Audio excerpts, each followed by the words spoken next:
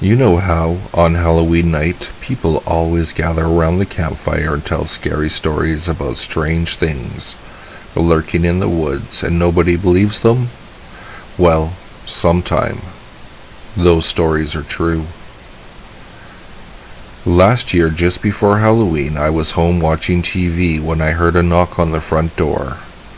When I went to answer it, I found a dog standing on the front porch. I looked around, but I couldn't see the owner anywhere. The dog seemed to be lost. I wasn't sure what breed he was, but he looked like a Siberian Husky. His tongue was hanging out and he was panting like he was thirsty, so I put out a bowl of water for him. The dog lapped up the whole thing. Ever since I was a little girl, I'd always wanted a pet dog, but my parents would never allow me to have one.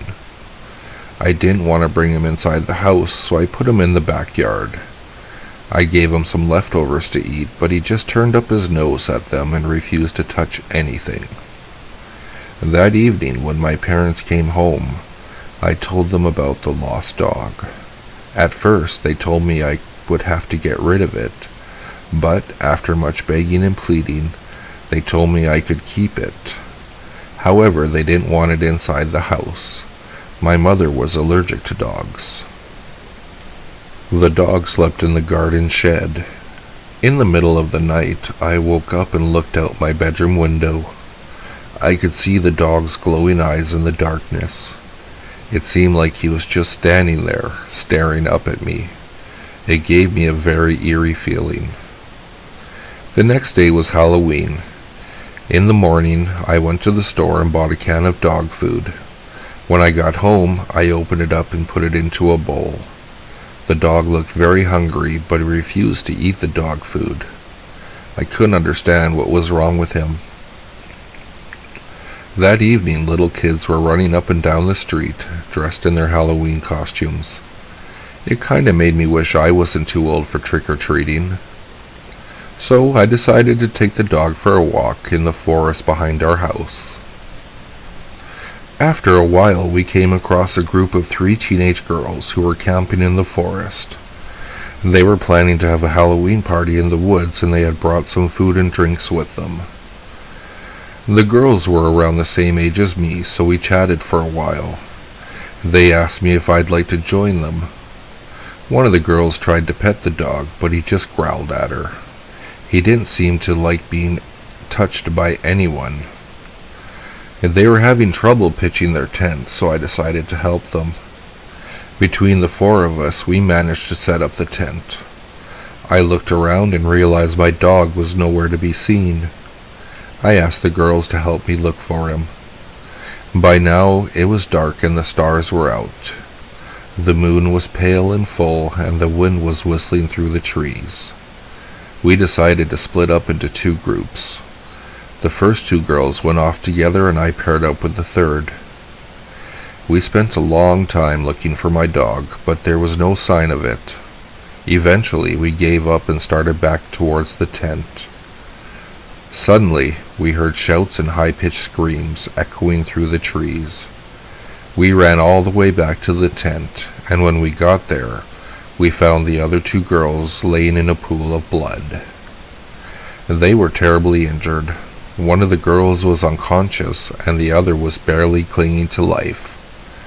I asked her what happened, and she managed to choke out a few words. She grabbed my arm and stared at me, her eyes wide with fear. She said that they had been attacked by some sort of monstrous creature that emerged from the woods. I tried to ask her more questions, but her grip on my arm slowly relaxed, and she died. The third girl burst into tears and couldn't stop trembling. We looked at each other in disbelief.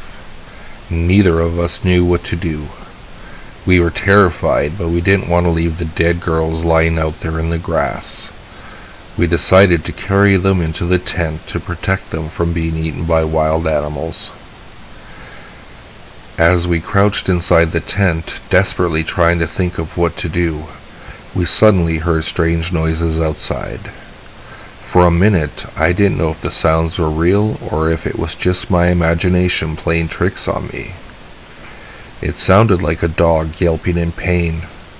I was worried that it was my dog and he might be injured. Working up my courage, I decided to go outside and see where the noises were coming from. The girl didn't want me to leave her alone, but I assured her I would be right back. Cautiously, I slipped out of the tent and searched the clearing. I crept up to the tree line and peered into the forest, but I couldn't see anything. The night was still and eerily silent. All I could hear was the soft whistling of the wind. When I went back to the tent, I was horrified to find it completely destroyed. Inside, the third girl lay dead. Her body had been ripped apart and partially devoured. A wave of fear washed over me and I felt weak at the knees. Afraid to stay out in the forest a moment longer, I took off running through the trees, and I didn't stop until I got to the safety of my own house. My parents asked me what was wrong, and when I told them the horrible story, they called the police. Soon, there were flashing lights in our driveway, and 2 police officers were questioning me about what had happened. They went out into the woods and found the dead bodies of the 3 girls laying in the tent. They didn't find my dog anywhere. The policeman said they must have been attacked by wild animals and told me I was lucky to be alive. They said my dog had probably been eaten by the wild animals as well. The next morning, I was out in my backyard when I got the strangest feeling that I was being watched. When I looked up, I saw my dog standing at the forest's edge. He was just standing there staring at me. Then, he did something that terrified me. He stood up on his hind legs, turned around and walked back into the forest. I never saw him again.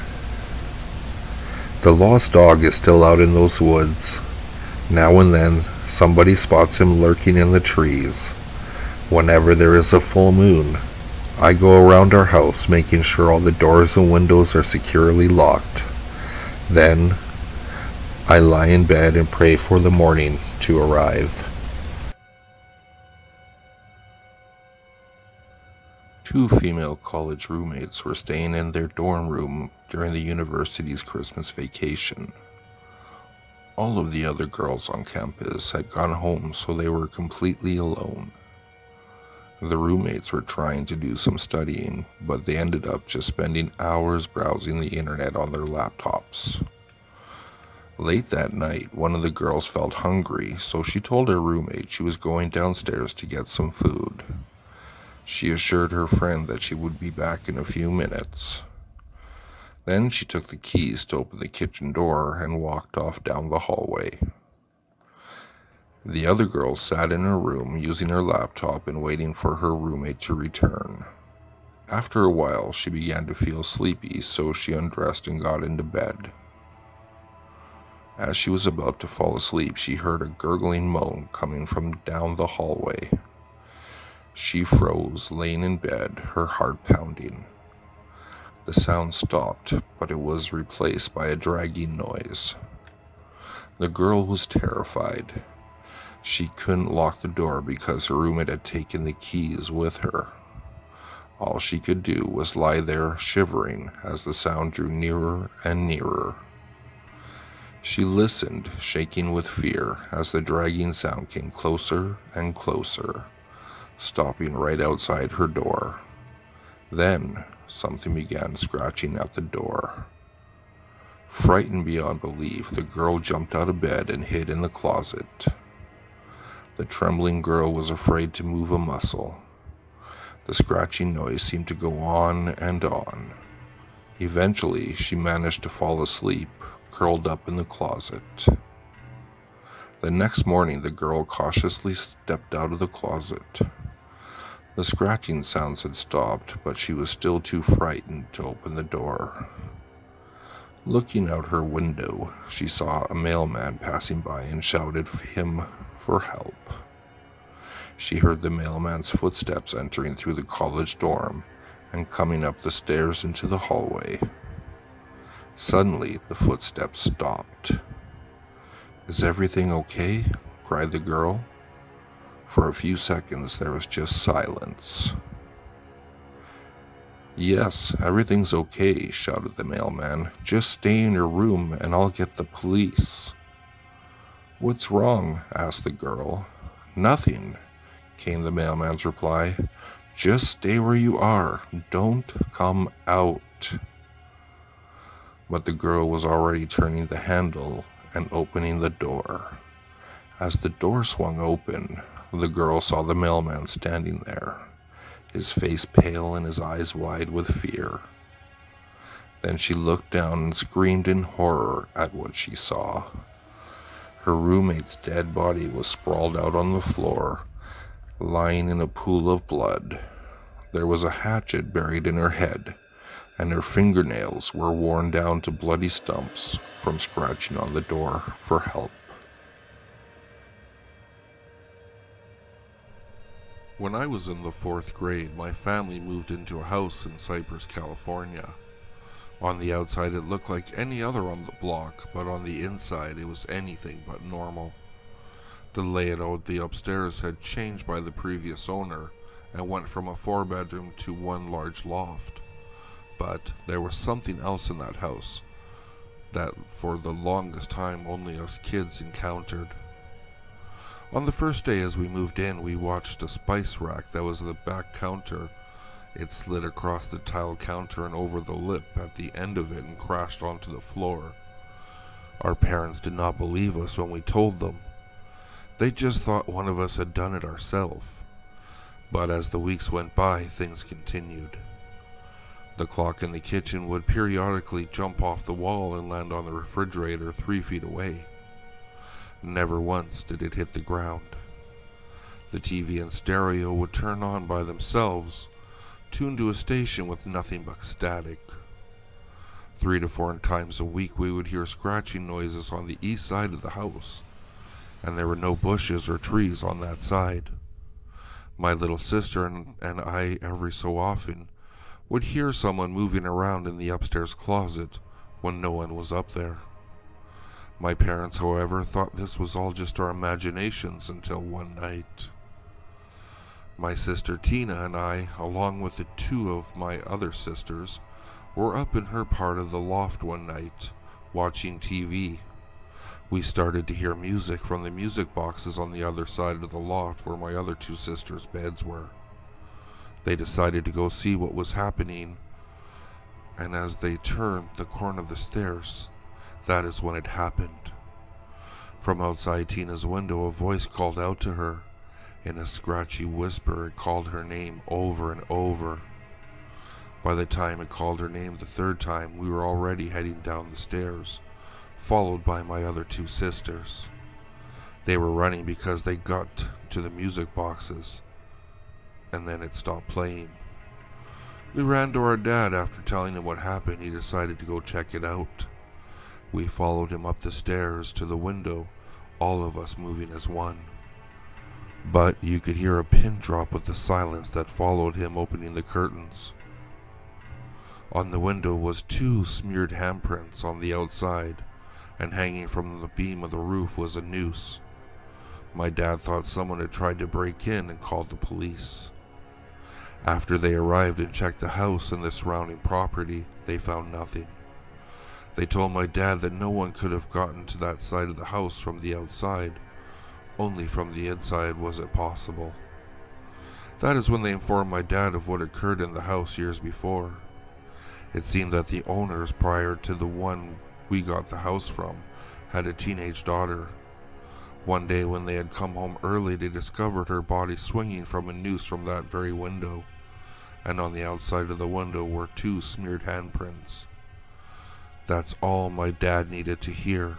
We moved out that week, realizing that for some reason she was still there and didn't want any of the children in that house.